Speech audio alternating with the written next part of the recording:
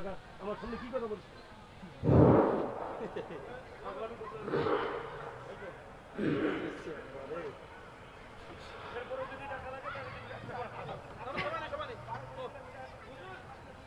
এজন্য গুনার কাছ থেকে বেঁচে থাকতে হবে। গুনাহ নিয়ে গেলে জাহান্নামের শাস্তি ভোগ করতে হবে। জাহান্নাম কেমন, জাহান্নামের আগুন কেমন, এই কথা বলেই শেষ করতেছি ইনশাআল্লাহ। জিবরাইল আলাইহিস সালাম নবীজির নিকট এসেছেন জাহান্নামের আগুনের বর্ণনা দিতে, এবং তিনি নিজেও কাঁপতেছিলেন যে জাহান্নামের আগুন এত ভয়ানক।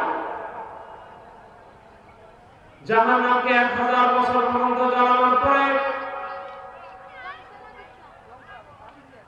আল্লাহ রাব্বুল আলামিন বললেন, এই আগুন হবে আরো 1000 বছর পর্যন্ত জ্বালাও।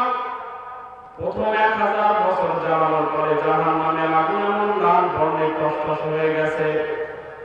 আল্লাহ রাব্বুল আলামিন বলেন, আরো 1000 বছর পর্যন্ত জ্বালাও। আমার আপনি আমার ভোগ করার পর আমার নাফরমানি করছে, এই আগুন হবে